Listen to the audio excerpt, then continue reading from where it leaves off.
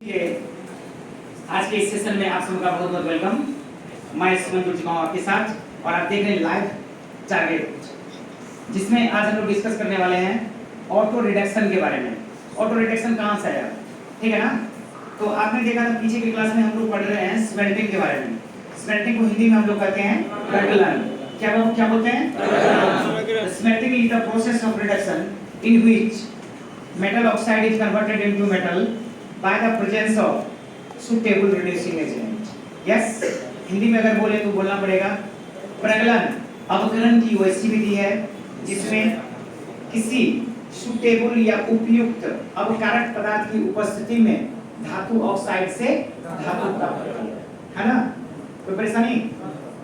अब ये यहाँ पे एक वर्ड जो आपका आ गया ना सुटेबल, इसका मतलब ये हुआ कि हम कोई भी अगर रिड्यूसिंग एजेंट ले लें, अवकारक पदार्थ ले लें तो काम नहीं बनेगा। इसके लिए हमको कुछ खास लेना पड़ेगा। उसी बेसिस पे ठीक ना प्रज्वलन के प्रकार होते हैं, टाइप्स ऑफ स्मेल्टिंग, जिसमें हम लोग बात करेंगे। सबसे पहले बात किया था एक नंबर में कार्बन रिडक्शन प्रोसेस, हिंदी में जिसको हम लोग बोलते हैं बाबू कार्बन अवकरण विधि, ठीक ना? तो याद करिए कार्बन अवकरण विधि किसको हम लोग कहते हैं? यस मैं बोलूँ कि आपके तरफ से जवाब आएगा, आपके तरफ से जवाब आएगा। ओके चलिए, जो बोलना चाहते हैं खड़े हुए फटाफट। कार्बन अवकरण विधि सबसे पहले मैसेज जानना चाहते हैं। अवकरण की वैसी विधि जिसमें अवकारक पदार्थ के रूप में एल्युमिनियम कार्बन लिया जाता है तो धातु ऑक्साइड से धातु प्राप्त कर लिया। क्या सही है ना? ओके है ना। अवकरण की वैसी विधि जिसमें अवकारक पदार्थ के रूप में कार्बन अर्थात कोक या चारकोल को लिया जाता है। कुछ केस में कार्बन मोनोऑक्साइड भी लिया जा सकता है, जिसके फलस्वरूप धातु ऑक्साइड से हमें क्या प्राप्त होती है? धातु प्राप्त होती है। तो चलिए, जो हमारे साथ व्यूअर्स हैं जुड़े हुए है ना लाइव में, हम उससे जानना चाहते हैं कि आप क्या बोलते हैं। बताइए, कार्बन अवकरण विधि किसे कहते हैं?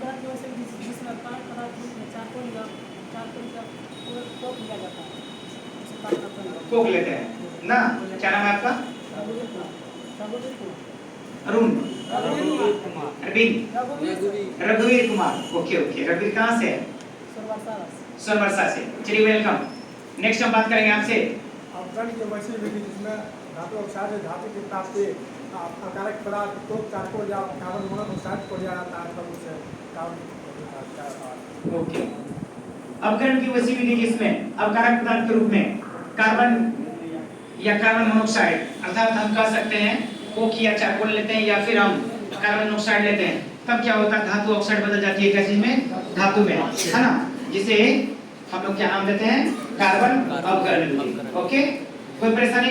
तो ये आपका एक नंबर था। दो नंबर में हम लोग पढ़ चुके हैं पीछे के क्लास में, जिसका नाम है एल्यूमिनो थर्माइट प्रोसेस। क्या आप इसे बताएंगे? कोई भी एल्यूमिनो थर्माइट प्रोसेस का दूसरा नाम क्या है? ओके, क्या बोलते हैं? बोलिए। एल्यूमिनो थर्माइट प्रोसेस का दूसरा नाम गोल्डस्मिथ थर्माइट प्रोसेस, सही है ना? ओके, गोल्डस्मिथ थर्माइट प्रोसेस इसका नाम है। क्या आप में से कोई बताना चाहेंगे? एज फास्ट एज पॉसिबल, जितना जल्दी संभव हो सके बता सकते हैं। एल्यूमिनो थर्माइट प्रोसेस किसे कहते हैं हम लोग? चलिए बोलिए। ओके, आप बताना चाह रहे हैं, जल्दी बोलिए। एल्युमिनियम को लिया जाता है जिससे धातु ऑक्साइड प्राप्त होता है। धातु ऑक्साइड प्राप्त होता है? बदल जाता है। धातु ऑक्साइड से धातु प्राप्त होती है। बदल जाता है। हाँ, तो वही तो आप बदल जाना है कि नहीं है? Okay,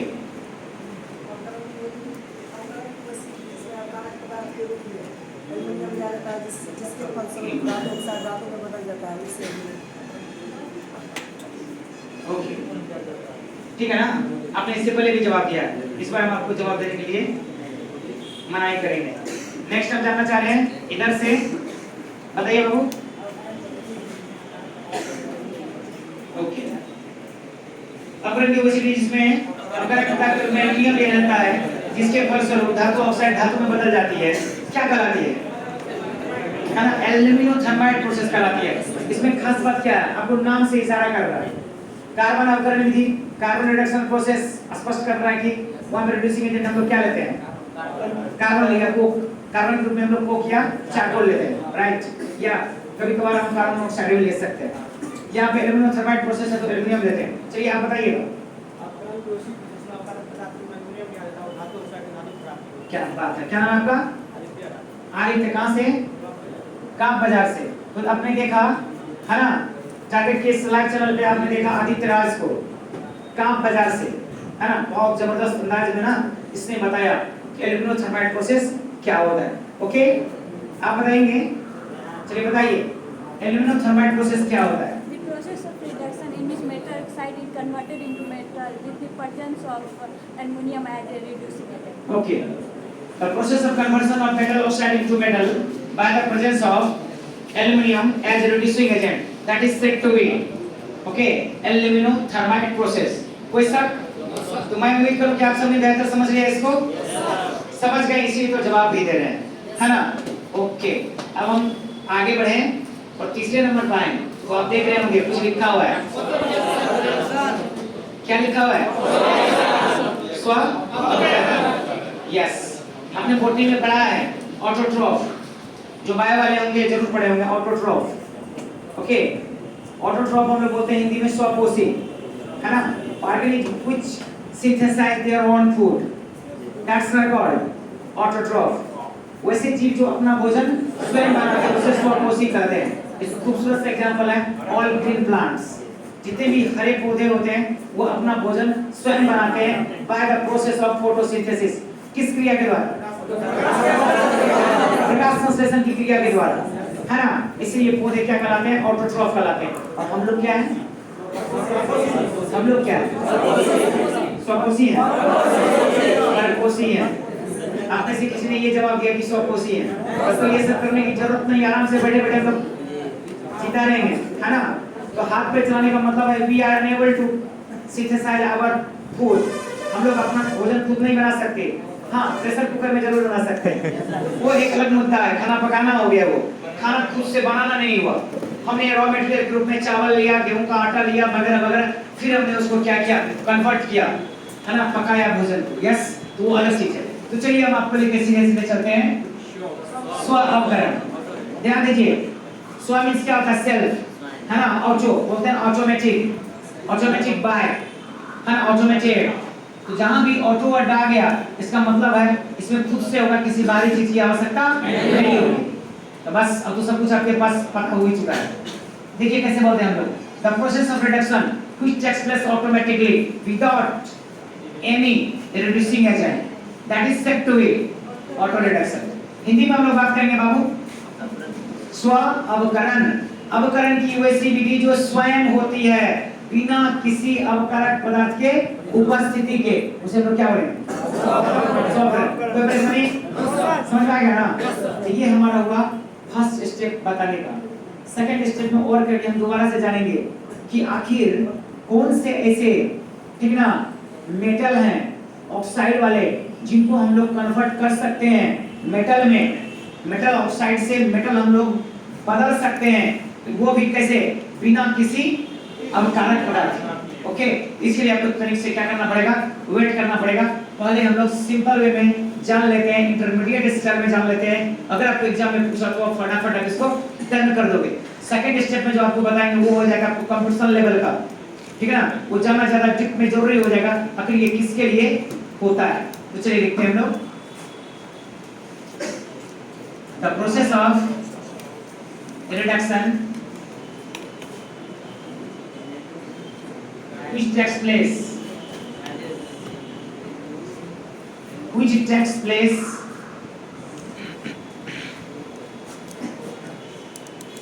without any reducing agent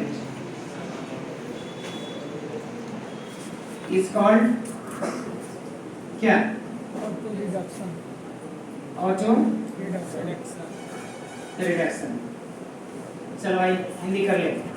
अवकरण की वैसी विधि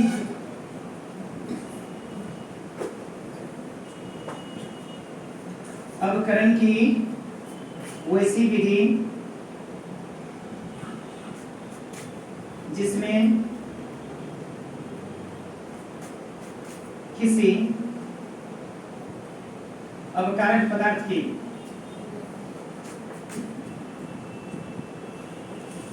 किसी अवकारक पदार्थ की आवश्यकता नहीं होती है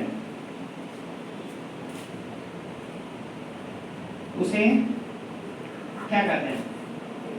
स्व अवकरण कहते हैं। ओके, हम इसे ऐसे भी बोल सकते थे, the process of reduction which takes place automatically without presence of any reducing agent that is said to be auto reduction। Hindi में अवकरण की वैसी विधि जो स्वयं होती है बिना किसी अवकारक पदार्थ की उपस्थिति के, उसे हम क्या कहेंगे? स्वअवकरण। बोलिए, कोई परेशानी है? No sir. चलो ठीक है, अब इसे हम हटाएंगे फटाफट, ठीक है ना, और सेकंड स्टेप हम लोग और करके लेंगे, ठीक है ना? नोट कर लीजिए फटाफट बाबू लोग, जल्दी में। क्या आपसे जानना चाहते हैं? अगर आपसे कोई पूछ पड़े, सपोज दैट एग्जाम में पूछ पड़े आपसे, कैसे शॉर्ट क्वेश्चन में सब्जेक्टिव पर्पस से, मतलब सब्जेक्टिव समझते हैं ना, नॉट ऑब्जेक्टिव, सब्जेक्टिव पर्पस से आपसे पूछा जाए तो वैसे में आप क्या जवाब दोगे भाई? ठीक है ना? स्वावकरण किसे कहते हैं? हाँ जी, कुछ प्रॉब्लम लग रहा है? एनीबॉडी मोर? बता भाई, बता दे। नहीं, मुझे लगता है आवाज स्पष्ट पता नहीं चला, आप फिर से एक बार बताइए। आप अवकरण की वैसी विधि जिसमें अवकारक पदार्थ की आवश्यकता नहीं होती है ना? कोई दिक्कत? एकदम इजी है ना, कुछ सोचना क्या है? मुझे तो लगता है ना, छत पे चढ़ जाओ, फिसल ले लो, केवल कि एक बार नीचे कूद जाना है, मुझे लगता है कोई रुकावट नहीं होगी, रास्ता में नहीं रुकोगे, बढ़ जा, ठीक ना? पक्का गिर जाओगे जमीन पे। अब ये मत बोलना कि मैं सर बहुत दुबला पतला हूँ, मैं बहुत कमजोर हूँ, क्या पता अगर अटक गए बीच में तो। यस लो, ओके, तो चलो इसको हम लोग जल्दी में देख लेते हैं बाबू, मतलब इसको हम दोबारा से बात कर रहे हैं। तो अभी हमारे क्या चल रहा है मालूम है आपको? क्या? ऑटो रिडक्शन, इसे हम हिंदी में कहते हैं स्व अवकरण। तो स्व अवकरण का एक परिभाषा तो आपने देख लिया, अवकरण की वैसी विधि जो स्वयं होती है बिना किसी अवकारक पदार्थ के उपस्थिति के। अब जो हम लोग बात कर रहे हैं दूसरे तरीके से बोल रहे हैं, दरअसल होता है क्या, है ना? इस टॉपिक को हमको समझने के लिए थोड़ा सा पीछे जाना पड़ेगा। आपसे हम जानना चाहेंगे रोस्टिंग, इसमें से कितने लोग पढ़ चुके हैं? बहुत सारे व्यूअर्स जान रहे होंगे हमारे। Roasting that's in Hindi called जारन और भर्जन, है ना? जारन या भर्जन आपने पढ़ा था। When concentrated ore is heated below their melting point in presence of air, I mean to say that oxygen, then concentrated ore is converted into metal oxide. Such process is called roasting. Hindi में बोले तो बोलना पड़ेगा, ठीक है ना? जब सांद्रित अयस्क को हवा की उपस्थिति में गलनांक से कम ताप पर गर्म किया जाता है तो सांद्रित अयस्क धातु ऑक्साइड में बदल जाती है। इस घटना को हम लोग क्या कहते हैं? जारन या भर्जन कहते हैं। और एक बात ध्यान देना है कि जारन या भर्जन रोस्टिंग की क्रिया जो होती है वो मुख्य रूप से सल्फाइड वाली क्रिया होती है। किस क्रिया होती है? सल्फाइड वाला धातु के साथ होता है जिसमें सल्फर लगा हुआ, जैसे पीबीएस, गैलेना, लेड सल्फाइड, जैसे ZnS, HgS, CO2s। तो क्या देखा आपने? वैसे धातु जिनके अंत में सल्फर लगी होती है, यानी मेटल सल्फाइड, यानी सल्फाइड वाले जो अयस्क हैं वही केवल क्या प्रदर्शित करते हैं? जारन या भर्जन। तो जारन या भर्जन का मतलब आपको समझ में आ गया? जब सांद्रित अयस्क को हवा की उपस्थिति में गलनांक से कम ताप पर गर्म करते हैं तो वो धातु ऑक्साइड में बदल जाती है, राइट? तो जब हम बात करें आपसे, मजाक मजाक में बोल रहे हैं थोड़ा सा, रोटी जल रही तो उस रोटी का नाम क्या आएगा? जला हुआ रोटी। ठेठ हिंदी में अगर बोलेंगे, ठेठ ठेठी में बोलेंगे तो जला रोटी। हाँ सब की बोलोगे? जला रोटी बोलेगा ना जी? Okay, a person who is alive now and he become dead, एक आदमी मर गया उसको क्या बोलेंगे? है ना? मरला आदमी बोलते हैं। ओके ओके, समझदार है सभी। ठीक ना? सोच लेंगे क्यों ऐसा बात पूछ रहे हैं। मर गया मरला, ठीक है ना? टूट गया टूटला, जल गया ना जल गया, तो जल्ला जरला बोलते हैं ना बोलते हैं, समझ रहे हैं भाई लोग? ओके चलिए, बेहतर कमेंट आ रहा है आपकी तरफ से, एकदम समझ रहे हैं, ठीक ना?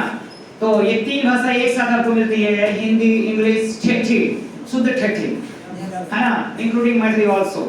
तो ध्यान देंगे, जहां भी आपको समझने में परेशानी आ रही हो कमेंट बॉक्स में आकर के हमें आप कमेंट कर सकते हैं, हम जब भी देखेंगे आपको का रिप्लाई करेंगे।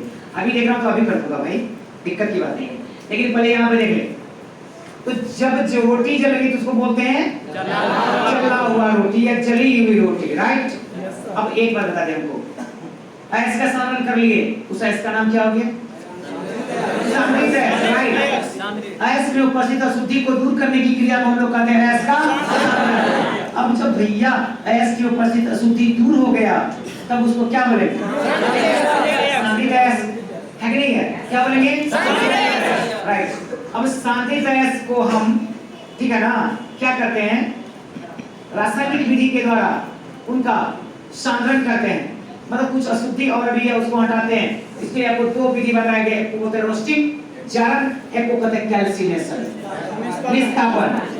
निस्तापन आयस के सांद्रण की वैसी रासायनिक विधि है जिनमें मुख्य रूप से कार्बोनेट वाले, हाइड्रोजेट वाले आयस को, है ना, हवा की अनुपस्थिति में गलनांक से कम ताप पर गर्म किया जाता है तो धातु ऑक्साइड में बदल जाता है। ये सब आपने पढ़ा है। हमारा यहाँ फोकस है मेनली सल्फाइड वाले पे।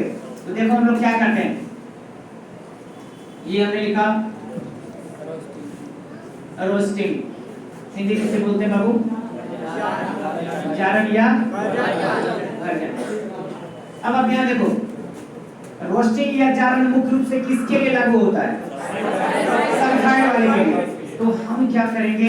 सल्फाइड वाला लेंगे, मेटल सल्फाइड, पीबीएस लिया। ये पीबी लेड जिसको बोलते हैं आप, प्लम्बम बोलते हो, सीसा बोलते हैं हिंदी में, तो प्लम्बम सल्फाइड है। इसी का दूसरा नाम है गैलेना। क्या नाम है इसका? इसको हम क्या करेंगे? हवा की उपस्थिति में गलनांक से कम ताप पर, है ना, इसको गलनांक से कम ताप यानी -mp, -mp का मतलब हो गया बिलो बॉइलिंग पॉइंट। गलनांक से कम ताप पर जब इसको लोग गर्म करते हैं तो देखिए रिएक्शन होती है और हमें प्राप्त होती है PbO प्लस SO2 गैस। ये गैस क्या होगा? उड़ जाएगी। आपको यहाँ पे क्या प्राप्त हो गया? मेटल ऑक्साइड, धातु का ऑक्साइड। पीबी क्या है? मेटल है, तो इसको बोलेंगे प्लम्बम ऑक्साइड या लेड ऑक्साइड, ठीक ना? ऐसे ये है क्या? Metal oxide. क्या है बाबू? Metal oxide. ध्यान देंगे, हिंदी में धातु ऑक्साइड। अब ये देखिए ध्यान से, हमने दूसरा लिया, जैसे हमने लिया ZnS, जिंक सल्फाइड। क्या करेंगे? हवा की उपस्थिति में इसे गलनांक से कम ताप पर गर्म करेंगे, देखिए बदल जाएगा ZnO। इसी को हम बोलते हैं जिंक ऑक्साइड या जिंकाइट, ठीक ना? तो ये भी क्या होगा? धातु ऑक्साइड प्लस SO2 गैस बनके, बाकी देखिए बैलेंस नहीं है, इसको बैलेंस कर सकते हो। उसी तरह से हम लोग बात करें Cu2S कॉपर सल्फाइड, इसको अगर हम लोग गर्म करें ऑक्सीजन के साथ, ठीक है, गलनांक से कम ताप पे बिलो mp, तो आपको मिल जाएगा Cu2O copper oxide plus SO2। कोई परेशानी? इन सब में एक बात कॉमन है, बताइए क्या है? क्या है बाबू कॉमन? सबके आखिर में एक चीज है, S लगा हुआ है। क्या लगा हुआ है? यहाँ भी क्या है? यहाँ भी क्या है? S means sulphur. ये सभी Pb, Zn, Cu ये सभी मेटल है, धातु है। हम बड़े प्यार से इसको बोल सकते हैं धातु सल्फाइड, धातु सल्फाइड, धातु sulphide, lead sulphide, zinc sulphide, copper sulphide. कोई परेशानी? अब देखिए क्या हो रहा है यहाँ पे, जैसे बोले कि रोटी अगर जल गई तो क्या बोलेंगे? जली हुई रोटी। पेन अगर टूट गया तो कौन पेन? पक्का टुटुल्हा पेन। Yes no? ऐसे ही हम बोलते हैं जारन की क्रिया के बाद हमें जो धातु ऑक्साइड प्राप्त हुआ है, इस धातु ऑक्साइड को कौन सा धातु ऑक्साइड बोलेंगे? जारित। क्या बोलेंगे? जारित धातु ऑक्साइड। अंग्रेजी में इसको बोलेंगे रोस्टेड मेटल ऑक्साइड। सेट किया दिमाग में? कौन सा? जारित।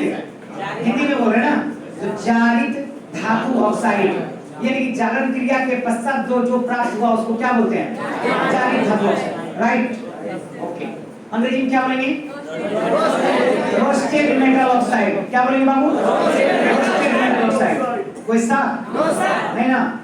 अब देखिए इसमें क्या होता है, अपकरण की वैसी विधि जिसमें, ठीक ना, जारित धातु ऑक्साइड की अभिक्रिया उसी धातु के सल्फाइड के साथ की जाती है। क्या बोलेंगे? अपकरण की वैसी विधि जिनमें जारित धातु ऑक्साइड की अभिक्रिया उसी धातु के सल्फाइड के साथ की जाती है, जिसके फलस्वरूप, ठीक है ना, हमें धातु प्राप्त होती है। अपकरण की ऐसी विधि क्या कहलाती है? कोई परेशानी? चलो हम इसको लिख लेते हैं और एग्जांपल वहां से हम ले लेते हैं। चलिए फटाफट लिखिए। The process of reduction in which roasted metal oxide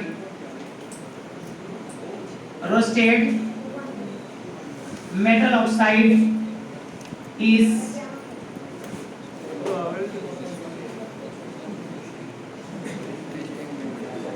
reacted with same metal sulfide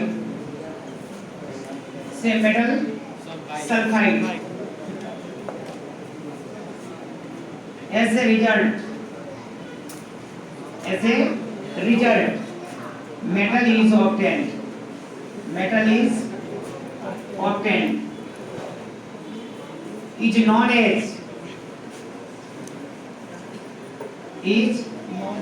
known as auto reduction। Hindi में लिखिए बाबू। अपकरण की वैसी विधि, अपकरण की वैसी विधि जिसमें जारित मतलब जारक क्रिया के पश्चात जो धातु ऑक्साइड आपको प्राप्त होता है, जारित धातु ऑक्साइड की अभिक्रिया, जारित धातु ऑक्साइड की अभिक्रिया उसी धातु के, मतलब सेम धातु की बात कर रहा हूं,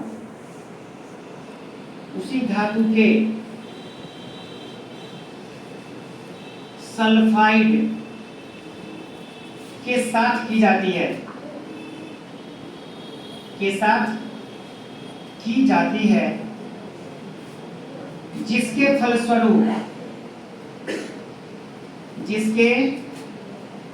फलस्वरूप धातु प्राप्त होता है।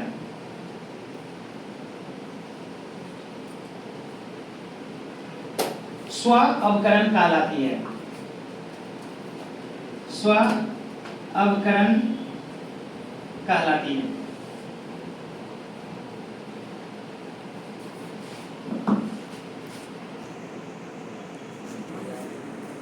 ठीक ना, एग्जाम्पल हम लोग देखते हैं। वहां देखिए अपने पास क्या है, क्या बना है, रोस्टिंग के क्रिया के बाद आपको क्या प्राप्त हुआ, पीबीओ मतलब मेटल ऑक्साइड, धातु ऑक्साइड। इसीलिए ऐसे धातु ऑक्साइड मतलब क्या बोलेंगे जो हमको जारन के बाद प्राप्त हुआ, जारित यानी रोस्टेड मेटल ऑक्साइड। अब हम क्या करते हैं, रोस्टेड मेटल ऑक्साइड ले लेते हैं। तो चलिए एग्जांपल में लोग देखेंगे वहां क्या है, पीबीओ है ना, लेड ऑक्साइड। क्या पढ़ेंगे इसको, लेड ऑक्साइड। ये कैसे प्राप्त हुआ, जारन की क्रिया के द्वारा, जारन की क्रिया के पश्चात, after getting okay the process of roasting, roasting क्रिया के बाद हुआ, इसीलिए इसको बोलेंगे क्या, रोस्टेड मेटल ऑक्साइड नाम जो है वो तो है, ये है लेड ऑक्साइड नाम है। हिंदी में बोलेंगे इसको बाबू जारी धातु ऑक्साइड। और जारी धातु ऑक्साइड के रूप में अभी कौन दिख रहा है यहाँ आपको? लेड ऑक्साइड, ठीक है ना। क्या लिखा है? अपकरण की वह स्थिति जिसमें जारी धातु ऑक्साइड की अभिक्रिया इसके साथ उसी धातु के, तो इसी धातु का मतलब यही धातु पीबी है तो पीबी उसी धातु के किसके साथ? सल्फाइड के साथ, मतलब पीबीएस।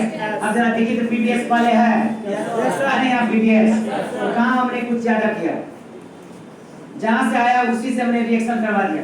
दोनों को अब क्या करेंगे? गर्म कर देंगे।